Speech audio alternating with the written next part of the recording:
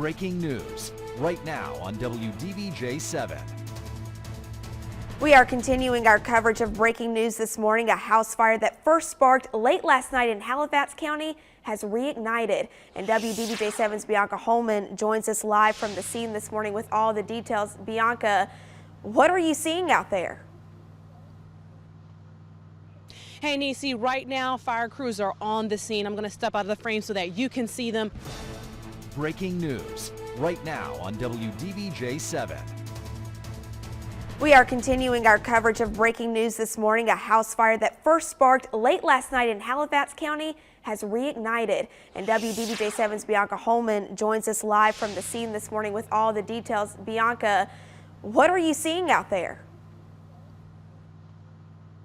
Hey, Nisi, right now fire crews are on the scene. I'm going to step out of the frame so that you can see them fighting this fire right now. The entire home is engulfed. And of course, we're keeping a safe distance away. Earlier when the fire started, it took them about 2 hours to put it out. But when we drove up here about 5 o'clock a.m. this morning, just about, an hour ago, there was a corner of the attic that was beginning to spark up, and we thought it was just a hot spot, but then as it began to grow, we called the fire department immediately. So they're here on scene now fighting this fire, and the whole entire roof has collapsed. We've seen debris rain down on us as things have begun to smoke up in the air, but the entire home now, it's an older home, you can tell, but at the time when we came up to the home, seemed to be nobody home. And again, earlier this morning, the crew's authorities tell us that nobody was home or appeared to be inside the home.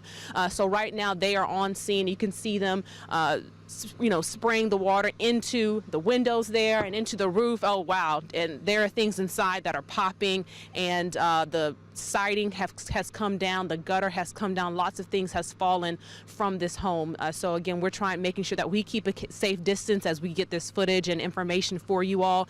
But again, you can see crews here on the scene trying to contain this entire house fire. So, Nisi, as we learn more information, we will keep you all updated online and on air as we learn more information about this fire and bring you all more footage as they continue to try to contain this house fire. Thank goodness it seems that no one is inside the home, and we are just so glad, Bianca, that you and our photographer showed up just in time to call the fire department to get them back to that scene. Yeah. All right. Thank you so much for that update. This morning, for the second time in less than a month, evacuations are underway in Northern California, an area destroyed by historic fires. This time, it's from heavy rainfall and flooding. Tom Hansen reports. Flash floods and mudslides swept through California as heavy rains poured down on parts of the state. Evacuation orders were sent out around the same area left devastated by the Camp Fire, a blaze that spanned more than 230 square miles in Northern California. Rivers of water eclipsed entire roads, making it dangerous to pass. We got a lot of mud, a lot of water flowing very quickly, and we're trying to do our best to keep up with it. Through the night in Southern California, also devastated by recent wildfires, first responders battled mudslides that closed in on homes. Something hit this back door right here and slammed open, and a bunch of mud started rushing in. Over in Malibu, some residents concerned their homes wouldn't withstand the muddy conditions. We feel really fortunate because a lot of our neighbors lost their houses, like 3 on this block. So we're really lucky that at least we have a house to be able to protect. More rain is expected this weekend and late next week for parts of the state. Tom Hansen, CBS News, New York. In Charlottesville, the trial for James Fields Jr. will continue this morning. Fields is facing first-degree murder and other charges in connection to last year's deadly Unite the Right rally. His attorneys argued that he acted in self-defense when he drove through a crowd of protesters, killing Heather Heyer. The prosecution said their goal is to prove that Fields was angry when he came to Charlottesville and chose to act on that anger. The court heard from 7 witnesses, and we will bring you updates as the trial continues today.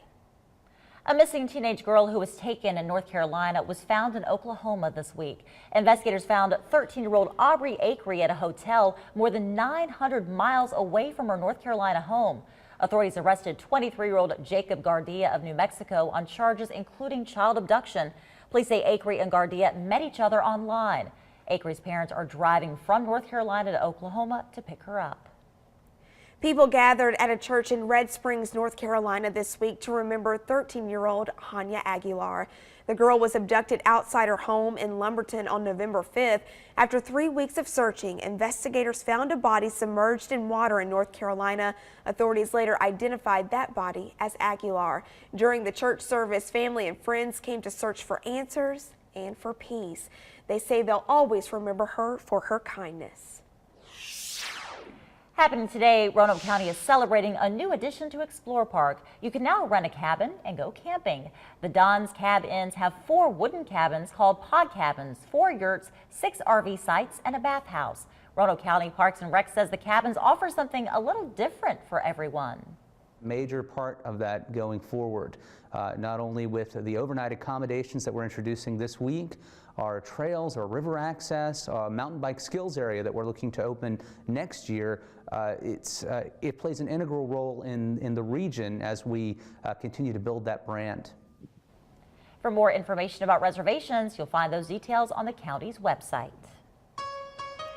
Checking out your forecast for today, we're shaping up for a nice weekend, and also we need to be prepared for some showers, right, Leo? Yeah, a few showers today, seeing a lot of it right now, and then tomorrow a steadier rain during the afternoon. Right now you can see one batch making its way through West Virginia into our area, racing to the east where we had that structure fire in Halifax County. Just a couple of showers about to move into that area, but the steadier the rain really right along Interstate 81 down towards, say, the Whitfield area, and especially along Interstate 64 as you head toward the Greenbrier Valley of West Virginia. Starting off, temperatures upper 30s to low 40s. We're going to warm up into the upper 50s this afternoon and then cooling back down into the 40s again in the overnight hours. The clouds are going to hang tough and still a chance for a shower here and there. Now, what we're watching over the next week or so, colder weather will be heading back into the area next week. Even though we're going to hit 70 or close to 70 Sunday, cold weather returns late Tuesday, early Wednesday morning. One computer model indicates might see a light wintry mix across the region, something we'll watch. And then next weekend, we're talking next Saturday,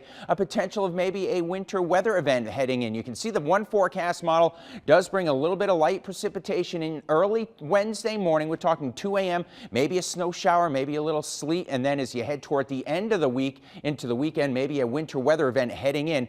But the European model doesn't have anything for a Wednesday morning, so that would be nice. You don't have to worry about that with this model, but that too does see maybe the potential of a little wintry weather as you head into the next weekend. Not this weekend, that's next weekend. Today, scattered showers, mostly cloudy, highs in the 50s for tonight, lows in the 40s. An isolated shower, watch out for some fog, and your 7-day planner. Passing shower Saturday morning, better chance of a steady rain in the afternoon, and then we're going to close in on 70 degrees on Sunday. Yeah, fingers crossed. It's going to stay nice and semi-dry for the Roanoke County Christmas parade in the morning. Yeah, it doesn't look, we're not going to have the steady rain, so that's the good news, but there still will be a couple of showers in and around the area. Okay, yeah. So hopefully it stays away. Yeah, wear a poncho or something. You'll be fine. all right. Yeah, there you rain go. on our parade. That's right, thanks. Well, stay right here with us on WDBJ7 Mornin. Coming up, why experts say this time of year is a popular time for thefts and how you can keep yourself safe.